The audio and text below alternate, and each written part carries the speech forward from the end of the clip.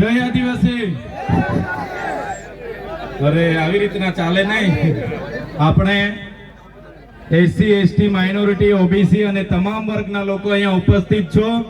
અહીંયા બાજુમાં વાડીવાળા નેતા બેહીને જોઈએ છે ચેતરભાઈની સભા. પેલા સામે પેટ્રોલ પંપ છે ને ત્યાં મેં જોયા એમને. પછી તમારો અવાજ આ બાજુમાં બી ના જાય તો ગાંધીનગર કઈ રીતના પહોંચશે? વાડીવાળા નેતા ત્યાંથી જુએ છે. સૌપ્રથમ આ સ્ટેજ પર જેટલા પણ લોકો છે જ્યાં ઉભા છે ત્યાં પોતાની જગ્યા લઈને બેસી જાય. આ બાજુ પણ જેટલા સ્ટેજ પર ઉભા છે અને આમાં જે મીડિયા વાળા હોય એ લોકો ઉભા રહે, એના સિવાયના બધા બેસી જાય. પાછળ વાળા મારા ભાઈઓ મને દેખાતા નથી, આ બાજુ આગળથી થોડા આવતા રહો. બહેનો તમે પણ આમથી આવતા રહો. બધા મારા વડીલો પણ છે, આ બાજુથી આવતા રહો. આ બાજુના પણ બધા આ બાજુથી આવતા રહો. દેખાવા જોઈએ ભાઈ, કોનામાં કેટલો ઉત્સાહ છે મને જ ના ખબર પડે તો પછી પાછળ ઉભા છે થોડા આગળથી ખસકી જાવ. આ બાજુ મને દેખાવા જોઈએ. હું અહીંયા જ નોકરી કરતો હતો ઉમરપાડા અને માંગરોળમાં, એટલે બધાને ઓળખું છું ભાઈ.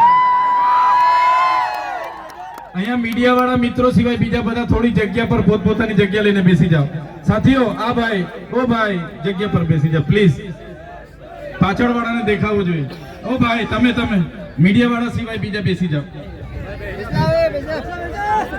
તો અહીંયા વેદહી પેટ્રોલ પંપ છે, ત્યાં વાડીવાળા નેતા બેસીને 10 જણ અહીંયા મોકલેલા પણ છે. અને ચૈતરભાઈની સભામાં કેવો અવાજ છે, કેવો જુસ્સો છે એ ત્યાંથી જોયે છે, ત્યાંથી સાંભળે છે. એટલે બધાએ છે ને બે હાથની મુઠ્ઠી વાળીને નારાજ તો જોરથી જ મારવા પડશે ભાઈ. મારશો ને? જય આદિવાસી, જય જોહર, જય આદિવાસી, જય જોહર, જય કિસાન, જય કિસાન, જય જવાન, જય જવાન. ધન્યવાદ.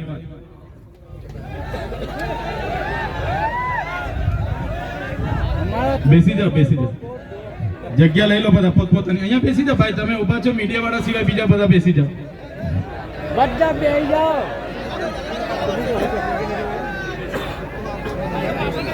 જયકરભાઈનો પ્રેમ જ એટલે બધા પાછળ જે વ્યક્તિઓ બેસા છે તમે જરા તમે સમજી બેસી જાઓ મહેરબાની કરીને. આ તરફ પણ બંને બાજુ પાછળ લોકો ઉભા, તમારી પાછળ ઘણા લોકો ઉભા છે, બેઠા છે, એમને દેખાતું નથી. ચેતરભાઈને સાંભળવાનું છે, ચેતરભાઈને જોવાનું છે, એટલે તમે બેસી જાઓ. મહેરબાની કરીને બેસી જાઓ, બેસી જાઓ. બેસીને પણ લઈ શકાશે, બેસી જાઓ.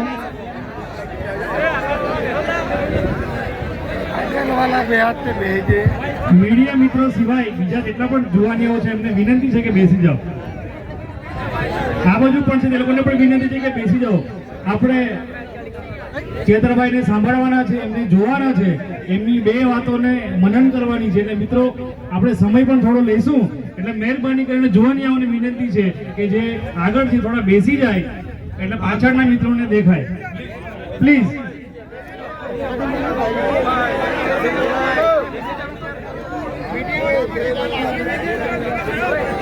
બેસી જાઓ. જે જોવાનિયા છે બેસી જાઓ પ્લીઝ. મીડિયા વાળા સિવાય બેસી જાઓ.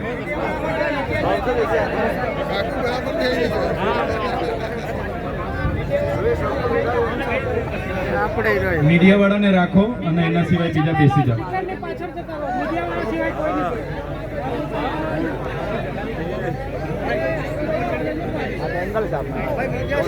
તો બધા હવે શાંતિ રાખજો અને નારા જ્યારે આવે અને તાળીઓ પાડવાનો વારો આવે તો આપણા વાડીવાળા નેતાને હમણાં એવી તાળીઓ પણ પાડજો ભાઈ. વાડીવાળા નેતાને પણ બહુ તક આપી છે. હવે એમનો સમય પૂરો થયો છે, એમનો ઘોડો ભરાઈ ગયો છે, એટલે એમને હવે રજા આપવાની છે. આજના ગુજરાત જોડો જનસભામાં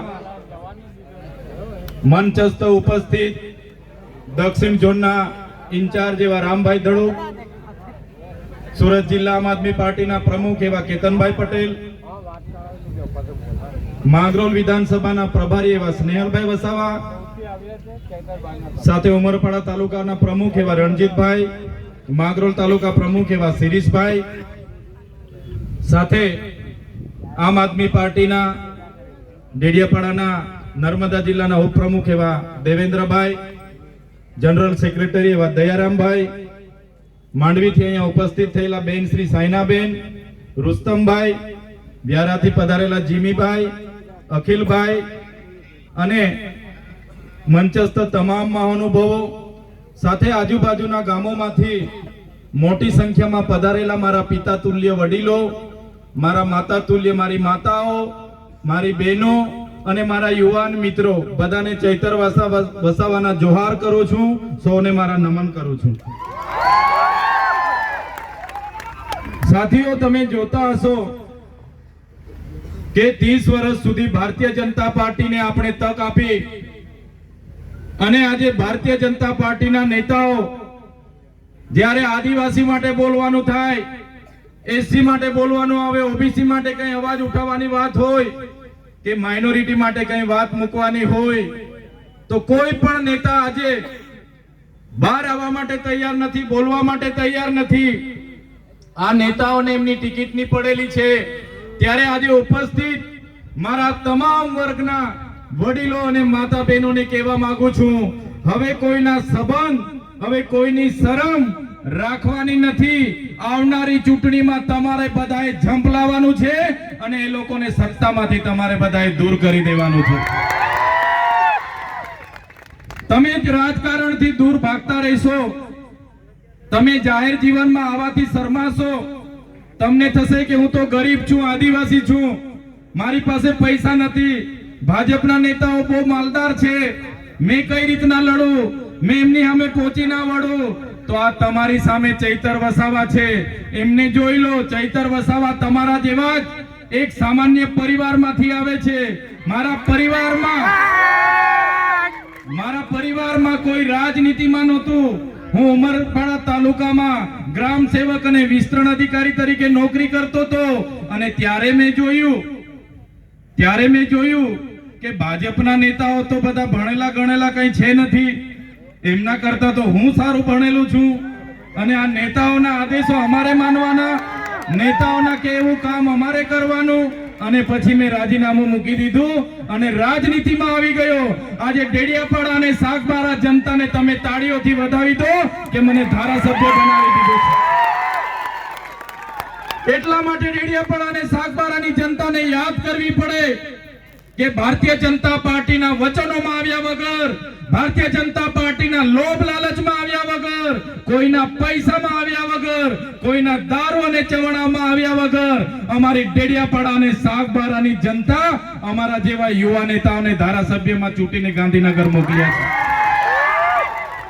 એટલા માટે ડેડિયાપાડા અને સાગબારાની જનતાને અભિનંદન આપવા પડે કે ડેડિયાપાડા અને સાગબારામાં તલાટીઓ નહોતા મળતા, ડેડિયાપાડા અને સાગબારામાં જ્યારે ટીડીઓ ના મળે, ગ્રામ સેવક ના મળે, અને જ્યારે ડેડિયાપાડાની જનતાએ અમારો સહકાર લીધો, અમને સમર્થન આપ્યું, ત્યારે નરેન્દ્રભાઈ મોદીને ડેડિયાપાડામાં આવવું પડ્યું અને ડેડિયાપાડામાં નરેન્દ્ર મોદીના ભીડ ભેગી કરવા માટે, નરેન્દ્રભાઈ મોદીની ભીડ ભેગી કરવા માટે એમના મુખ્યમંત્રી, એમના નાયબ મુખ્યમંત્રી, એમના મંત્રીઓ, એમના તંત્રીઓ, સંત્રીઓ, જંત્રીઓ, ધારાસભ્ય, સાંસદો ગલીએ ગલીએ ફરતા થઈ ગયા,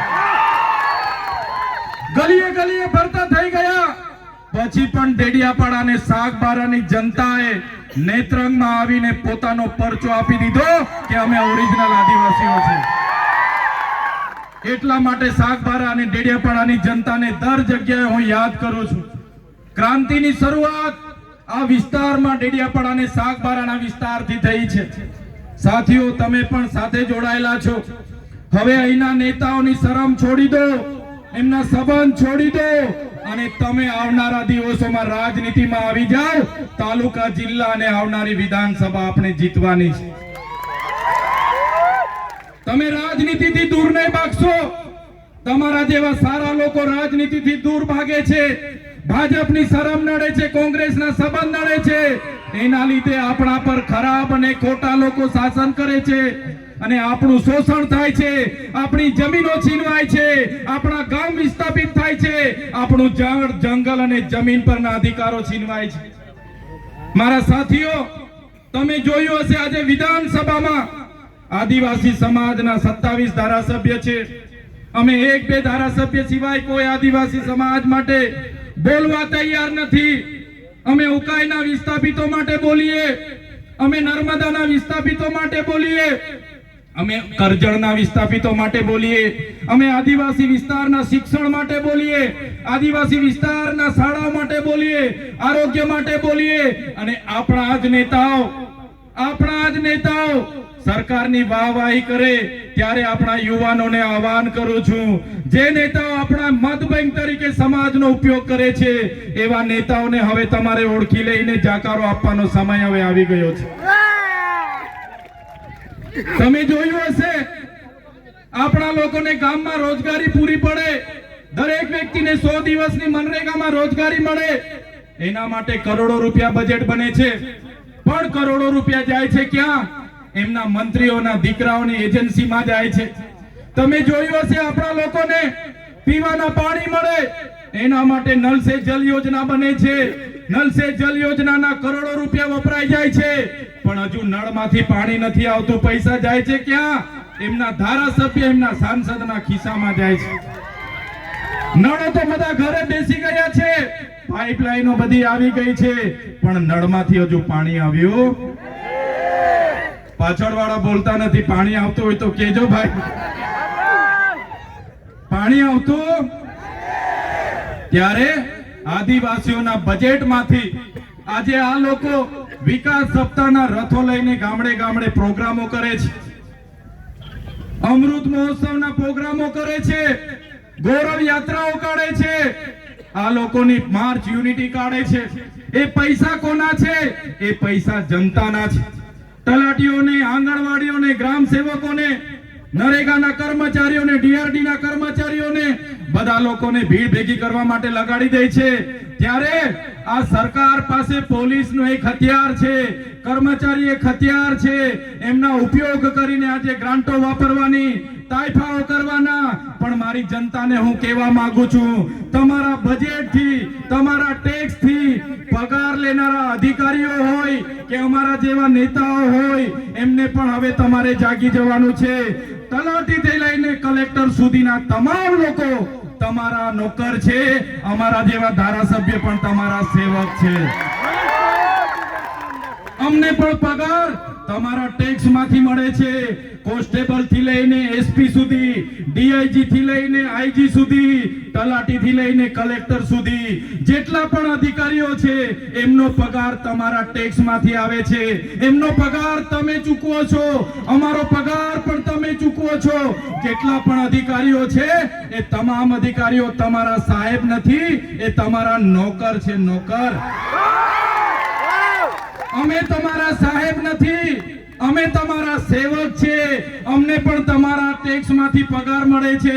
મહિનો થાય ને અમારામાં પગાર જમા થાય છે, એ પૈસા પણ તમારા છે. અમે પણ તમારા સાહેબ નથી, અમે પણ તમારા સેવક છે.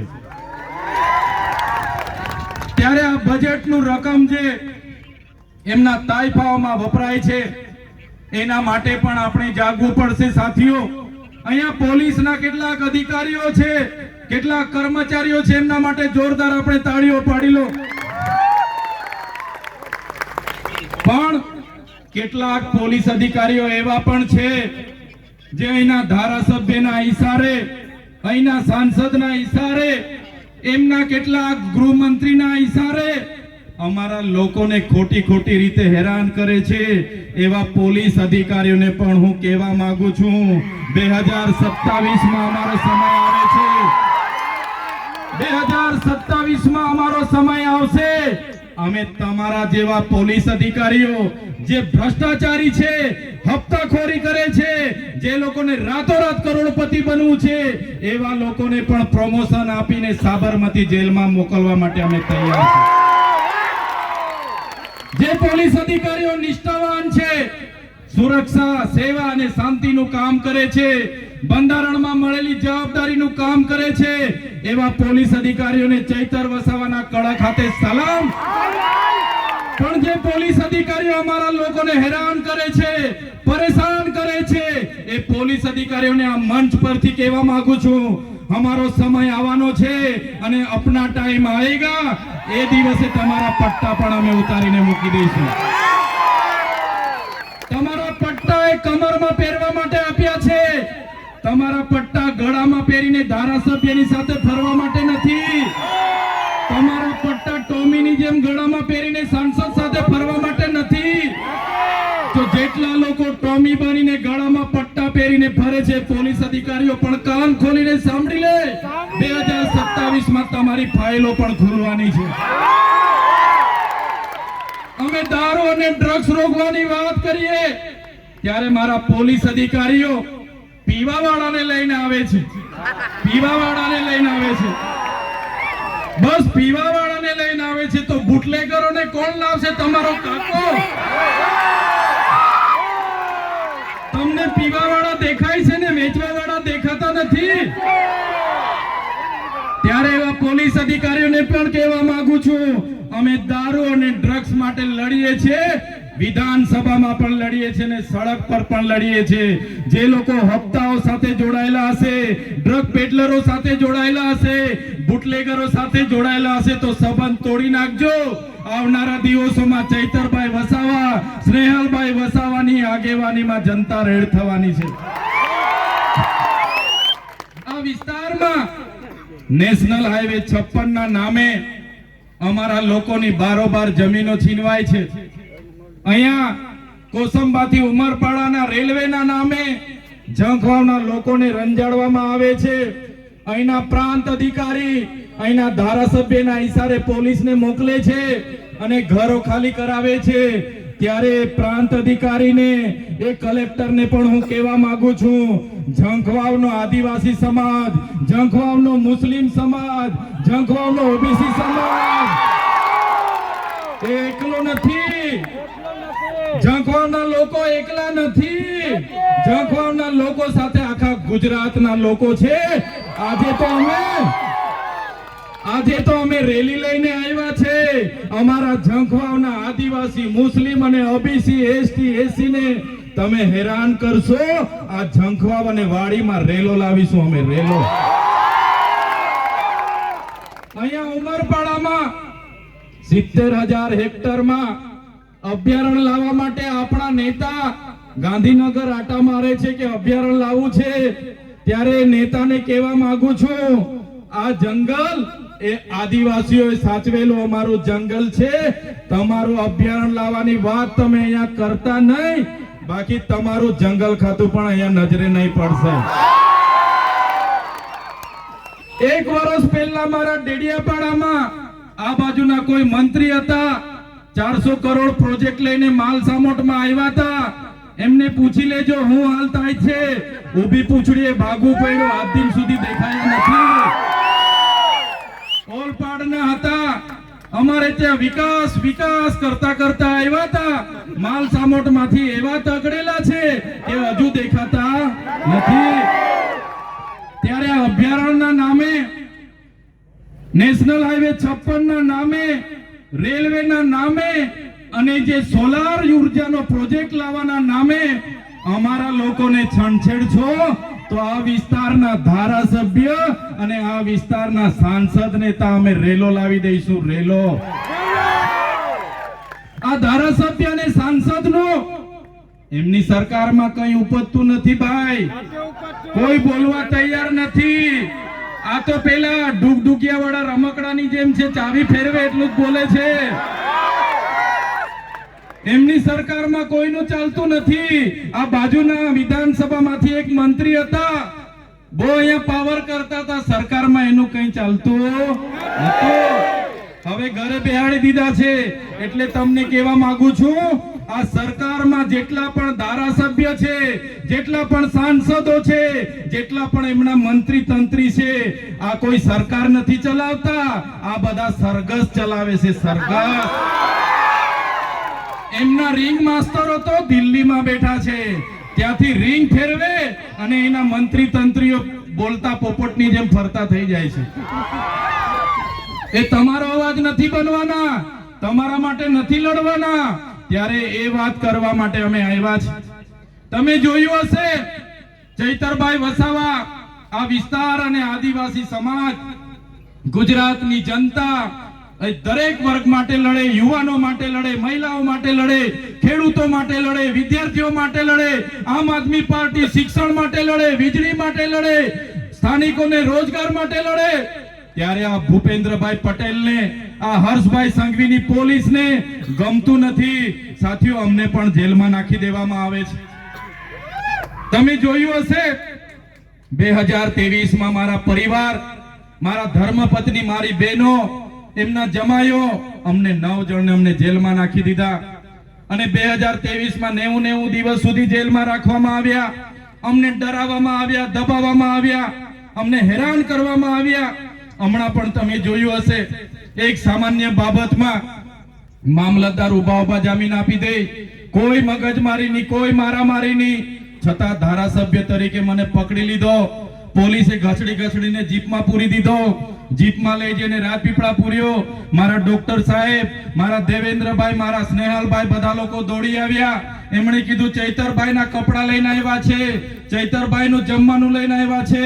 પણ પોલીસે કપડા પણ નહીં આપવા દીધા, રાતે જમવાનું પણ નહીં આપવા દીધું. બીજા દિવસે મને રજૂ કરવાનો હતો તો ડેડિયાપાડા કોર્ટમાં લાવવાની જગ્યાએ મને સેશન કોર્ટમાં રજૂ કર્યો. મારા વકીલો ગોપાલભાઈ ઇટાલિયા કોર્ટમાં આવ્યા, મારા વકીલને પણ અંદર નહીં આવવા દીધો અને પોલીસ દ્વારા મારા વકીલોને નહીં આવવા દીધા. તમે જોયું હશે, મને રાજપીપળા જેલમાં રાખવાની જગ્યાએ ડાયરેક્ટ સેન્ટ્રલ જેલ બરોડા રાખી દીધો. બરોડામાં જે સયાજીરાવ ગાયકવાડે બનાવેલી જેલ, અંગ્રેજો વખતે સજા પામેલા કેદીઓને ત્યાં રાખવામાં આવતા હતા. હમણાં પણ ત્યાં જે સજા પામેલા હોય, ફાંસીવાળા હોય, ગોધરાકાંડ હોય, આતંકવાદીઓ હોય, બળાત્કારી હોય, એવા લોકો સાથે મને રાખવામાં આવ્યો. એકલી અંધારી કોટડીમાં એકલું રહેવાનું. નાના જેલની જમવાનું આવે ત્યારે જમવાનું પકડી લેવાનું, જેલના આસન પટ્ટામાં ઊંઘવાનું, કોઈની મુલાકાત નહીં. મારા આગેવાનો મળવા આવે, એમને મુલાકાત નહીં. મારા પરિવાર વાળા મળવા આવે, એમને મુલાકાત નહીં. મારા વકીલ મળવા આવે, એમને મુલાકાત નહીં. અને જેલોમાં પણ યાતનાઓ આપી, મને વેદનાઓ આપી, મારા કાર્યકરોને દુઃખ આપ્યું, મારા પરિવારને વેદના આપી, મને ડરાવ્યો, મને ધમકાવ્યો. મને કહેવામાં આવ્યું કે તમારે ભારતીય જનતા પાર્ટીમાં જોડાવાનું છે, તમારે આદિવાસીઓ માટે બોલવાનું નથી, તમારે ખેડૂતો માટે બોલવાનું નથી, તમારે યુવાનો માટે બોલવાનું નથી.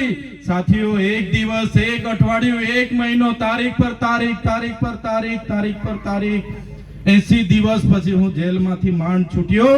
અને એ લોકોને મેં કીધું, મારી માતા બહેનોના, મારા વડીલોના, મારા યુવાનોના આશીર્વાદ છે, ચૈતર વસાવાનું તમે કંઈ બગાડી નથી શકવાના. ત્યારે આટલા માટે અમારે કહેવું પડે. અમને ખૂબ ડરાવવામાં આવે છે, પોલીસ દ્વારા ડરાવવામાં આવે છે, એમના નેતાઓ દ્વારા ડરાવવામાં આવે છે, એમના કલેક્ટર જેવા અધિકારીઓ દ્વારા ડરાવવામાં આવે છે, ધમકાવવામાં આવે છે, કહેવામાં આવે છે કે ભાઈ તમે કેમ બોલો છો, સાનામાના બેસી રહ્યો. શું આદિવાસીઓ માટે બોલવું એ મારો ગુનો છે? અમારા બાળકો માટે શિક્ષકોની માંગણી કરી મારો ગુનો છે? અમારા યુવાનો માટે પોસ્ટ મેટ્રિક શિષ્યવૃત્તિની માંગ કરીએ એ અમારો ગુનો છે? અમારા લોકો જંગલ જમીન ખેડે એના માટે અમે સનતની માંગણી કરીએ, શું અમારો ગુનો છે? અમારા લોકોની જમીનો રોડમાં જાય એના માટે લડીએ, અમારો ગુનો છે? અમારા છોકરાઓને કંપનીઓમાં હેરાનગતિ થાય એના માટે લડીએ, એના માટે શું ગુનો છે? ત્યારે સાથીઓ, આ સરકારની નીતિઓ તમે જોઈ લો. તમારા આશીર્વાદથી હું 80 દિવસ બાદ માંડ છૂટીને બહાર આવ્યો. અને બહાર આવ્યો, મારા સ્નેહાલભાઈ, મારા દેવાભાઈ, મારા દયારામભાઈએ કીધું, ચૈતરભાઈ તમારા જામીન અમે જેમ તેમ કરીને કરાવી લીધા છે, પણ તમારે ડેડિયાપાડામાં પ્રવેશ નથી કરવાનો. હવે તમે વિચાર કરો, ડેડિયાપાડાની જનતાએ 1 લાખથી પણ વધારે મત આપીને મને ધારાસભ્ય બનાવ્યો. ડેડિયાપાડામાં મારું કાર્યાલય છે, ડેડિયાપાડામાં મારું ગામ છે, મારું ઘર છે, મારો પરિવાર છે. પણ આ ભારતીય જનતા પાર્ટીના નેતાઓ, આ ભારતીય જનતા પાર્ટીની પોલીસ આજે મારા ડેડિયાપાડા મત વિસ્તારમાં મને જવા નથી દેતી. હું ડેડિયાપાડા મત વિસ્તારમાં પગ મૂકું એટલે મારે ફરી વડોદરા જેલમાં જવું પડે. પણ એ લોકો કહેવા માંગે છે હું રાજપીપળા રહીને લોકોના કામ કરું. ત્યારે અમારા સાંસદ મને ધમકી આપે કે આ ભાઈને આદિવાસી વિસ્તારમાંથી કાઢી મૂકો, આ ભાઈને ગુજરાતની બહાર તડી પાર કરો. ત્યારે અહીંના ધારાસભ્ય, અમારા સાંસદ, એમના હરસંઘવી, એમના ભૂપેન્દ્ર પટેલને, એમની પોલીસને, એમના નેતાઓને આ મંચ પરથી કહેવા માંગુ છું, તમે ચૈતર વસાવાને ડેડિયાપાડાથી કાઢી મૂકશો, તમે ચૈતર વસાવાને નર્મદા જિલ્લામાંથી કાઢી મૂકશો, તમે ચૈતર વસાવાને ગુજરાતમાં કાઢી મૂકશો, પણ ચૈતર વસાવા અમારા લોકોના દિલોમાં રહી છે, ત્યાંથી ક્યારે નથી કાઢી શકતા. ત્યારે સાથીઓ અમે લડીએ છીએ, અમે કોઈના બાપથી ડરતા નથી, અમે હરસંઘવીની પોલીસથી ડરતા નથી, અને કહેવા માંગીએ છીએ અમારો પણ સમય આવશે, અને જે દિવસે અમારી જનતાનો સમય આવશે એ દિવસે આ ભાજપ વાળાના અમે છોતરા છોતરા કાઢી નાખવાના છે. આ ભાજપની સરકાર અધિકારીઓના બળે રાજ કરે છે, પોલીસના બળે અમારા લોકોને હેરાન કરે છે, પણ મારા યુવાનોને આહવાન કરું છું, હવે બહુ થઈ ગયું જુલમ, હવે બહુ થઈ ગયો અત્યાચાર. આમ આદમી પાર્ટી અને ચૈતર વસાવા તમને નેતૃત્વ પૂરું પાડવા માટે આવ્યા છે. તૈયાર થઈ જાઓ, તાલુકા પંચાયત લડો, જિલ્લા પંચાયત લડો, આવનારી વિધાનસભા લડો, અને વિધાનસભામાં પહોંચીને બાબા સાહેબના સંવિધાનની વાત કરો અને આદિવાસીઓના અધિકારની વાત કરો, અને આવનારા દિવસોમાં જે પણ સામંતશાહી, નારંગી ગેંગ અને આરએસએસ ના લોકો આપણા લોકોનો જે વોટ તરીકે, મતદાન તરીકે ઉપયોગ કરે છે, એ લોકોને અહીંથી સત્તામાંથી મૂળિયા ઉખેડીને આપણે બધા ફેંકી દેવા પડે. સાથીઓ, બાબા સાહેબે કીધું છે, જે બાબા સાહેબે સંવિધાન બનાવ્યું એમને પણ પોતાની નીચી જાતિના લીધે ભણવા દેવામાં ન આવ્યા, એમને સ્કૂલની બહાર કાઢી મૂકવામાં આવતા. એ પોતાની માતાને પૂછતા, માં મને કેમ ભણવા દેવામાં નથી આવતા, શિક્ષણનો અધિકાર મારો પણ છે. ત્યારે એમના માતા કહેતા, બેટા આપણે નીચી જાતિમાં આવીએ છીએ, અને નીચી જાતિમાં આવીએ એટલે આપણે ભણવાનો અધિકાર નથી, શૂદ્રને બોલવાનો અધિકાર નથી. ત્યારે બાબા સાહેબે નિશ્ચય કર્યો, 32 જેટલી ડિગ્રીઓ દેશ અને વિદેશમાં ભણીને લાવ્યા, 4 PhD ની ડિગ્રીઓ લાવ્યા, અને બાબા સાહેબે ત્યારે જે નિશ્ચય કર્યો હતો, જે પુસ્તક, જે મનુસ્મૃતિ અમારા લોકોને ભણવાનો અધિકાર નથી આપતી, એ મનુસ્મૃતિમાં અમારી મહિલાઓને અધિકારો નથી, આદિવાસીઓને અધિકારો નથી, દલિતોને અધિકારો નથી, એ મનુસ્મૃતિનું રાજ હું બદલી નાખીશ. અને એમણે બદલી નાખ્યું, અને દેશમાં સંવિધાનનું રાજ બાબા સાહેબ લાવી દીધું. આજે દેશનું સંવિધાન આપણને બધાને સાર્વભૌમત્વની ભાવના સાથે આપે છે. લોકશાહી, પ્રજાસત્તાક, સમાજવાદ આપણું બંધારણ આ દેશને પૂરું પાડ્યું. સાથે સાથે બંધારણની જોગવાઈ, એ ચાહે મુસ્લિમ હોય, હિન્દુ હોય, ઈસાઈ હોય કે ખ્રિસ્તી હોય, બધા લોકો માટે સમાન અધિકારો, ન્યાય, સ્વતંત્રતા, બંધુતા, વ્યક્તિત્વનું ગૌરવ, રાષ્ટ્રની ભાવના, રાષ્ટ્રની અખંડતા આપણું બંધારણ આપ્યું. ત્યારે મારા સાથીઓને વિનંતી કરું છું કે આવનારા દિવસોમાં જે પણ ચૂંટણીઓ આવવાની છે, સંવિધાનિક રીતે તમારા અધિકારો છે, બાબા સાહેબ અને જયપાલસિંહ મુંડાએ આપેલા આપણા અધિકારો છે. ત્યારે આ અધિકારોને સાચવવા માટે માત્ર સમાજના આગેવાન તરીકે નહીં, પણ રાજકીય આગેવાન પણ તમારે બનવું પડશે. બંધારણની આપણી અનુસૂચિ 5 ના રક્ષણ માટે, પૈસા એક્ટના રક્ષણ માટે, 73AA ના રક્ષણ માટે, એટ્રોસિટી એક્ટના રક્ષણ માટે, આપણી જમીનો બચાવવા માટે, આપણી જળ, જંગલ અને ખનીજો પરના અધિકારો બચાવવા માટે આવનારા દિવસોમાં તમારે બધાએ રાજનીતિમાં આવવું પડશે, અને આ લોકોને સત્તાથી આપણે ઉખેડીને ફેંકી દેવું પડશે. ત્યારે આ સમય એ ક્રાંતિનો છે સાથીઓ. દેશના વડાપ્રધાન સ્વદેશી અપનાવવાની, આત્મનિર્ભરની મોટી મોટી વાતો કરે છે, પણ પોતે વિદેશી કંપનીઓને લાવી રહ્યા છે, અને આપણા લોકો સાથે ગેરમાર્ગે દોરવાની વાતો કરે છે. ત્યારે મારા યુવાનો, મારા વડીલો, મારી માતા બહેનો, તમે જોયું હશે જ્યારે દેશને નર્મદા ડેમની જરૂર હતી, આપણા લોકોએ ગામડાને ગામડા ખાલી કર્યા. જ્યારે ઉકાઈ ડેમની જરૂર હતી, આપણા લોકોએ ગામડાને ગામડા ખાલી કરી આપ્યા. જ્યારે કરજણ ડેમની, કડાણા ડેમની, અને જ્યારે પણ મોટા મોટા ડેમોની જરૂર હતી, ગામડાઓ આપણા ખાલી થયા. જ્યારે જીઆઈડીસીઓ આ વિસ્તારમાં આવી, જ્યારે તળકેશ્વર જેવી જીએમડીસીઓ આ વિસ્તારમાં આવી, જ્યારે આ વિસ્તારમાં રોડ રસ્તા આવ્યા, આ વિસ્તારમાં રેલવે આવી, આ વિસ્તારમાં નહેરો આવી, ત્યારે આપણા લોકોએ પોતાની જમીનો આપી છે, આપણા લોકો પોતાના ગામ સાથે, સમાજ સાથે, પોતાના કુટુંબ સાથે, પોતાની સંસ્કૃતિ અને પ્રકૃતિ સાથે છિન્ન ભિન્ન થઈને દેશના વિકાસમાં યોગદાન આપ્યું છે. ત્યારે આજે દેશના આઝાદીના 78 વર્ષ પછી પણ આપણા લોકો માટે શિક્ષણ નથી, આપણા યુવાનોને કાયમી રોજગારી નથી. અહીંયા કંપનીઓમાં જાય 12 કલાક શોષણ થાય છે અને કાયમી કરવામાં નથી આવતા, પગાર યોગ્ય નથી મળતો. ત્યારે મારા યુવાનો, મારા સાથીઓ, બધાને હું કહેવા માંગુ છું, હવે આવેદન નિવેદન બહુ થઈ ગયું, હવે ધરણા પ્રદર્શન બહુ થઈ ગયા, હવે જિંદાબાદ મુર્દાબાદ બહુ થઈ ગયું. હવે જો આપણા લોકોની જમીનો છીનવાશે, હવે જો આપણા યુવાનોને રોજગાર નહીં મળશે, આપણા બાળકોને શિક્ષણ નહીં મળશે, આપણા ખેડૂતોને નર્મદાનું પાણી નહીં મળશે, ઉકાઈનું પાણી નહીં મળશે, તો અમે આહવાન કરીશું અને આપણે બધા ગાંધીનગરનો રસ્તો પકડી લઈશું. કરવું પડશે. ક્યાં સુધી આપણે અન્યાય વેઠતા રહીશું, ક્યાં સુધી આપણી મા બેટીઓ પર અત્યાચાર વેઠતા રહીશું? ત્યારે આપણા અધિકારો, સંવિધાનિક અધિકારો, બંધારણીય અધિકારો, આપણા સામાજિક અધિકારો બચાવવા માટે તમામ લોકોએ જાગવું પડશે. આજે દેશમાં 8% આદિવાસીઓ છે, આજે દેશમાં 15% દલિત સમાજ છે, આજે 60% ઓબીસી છે અને માઇનોરિટી એટલી છે 90% આપણે થઈએ છે. છતાંય આપણે કોઈ જગ્યામાં બ્યુરોક્રેટમાં નેવું નથી, આપણે કોઈ પણ જગ્યાએ સચિવાલયોમાં નેવું નથી, આપણે જ્યુડિશિયરી એટલે કે જજોમાં નેવું નથી, આપણે કોર્પોરેટ જગતમાં કોઈ પણ જગ્યાએ આપણો હિસ્સો નથી. ત્યારે આવનારા દિવસોમાં સંવિધાનને બચાવવા માટે, આપણા અધિકારોને બચાવવા માટે, આપણા લોકોને બચાવવા માટે બધા એક થઈને લડીશું. અને સાથે સાથે અહીંયા મોટી સંખ્યામાં મારી માતાઓ છે, મારા વડીલો છે અને મોટી સંખ્યામાં યુવાનો છે. યુવાનોને પણ આજના મંચ પરથી કહેવા માંગુ છું, તમે બધા મને માનતા હોય, મારું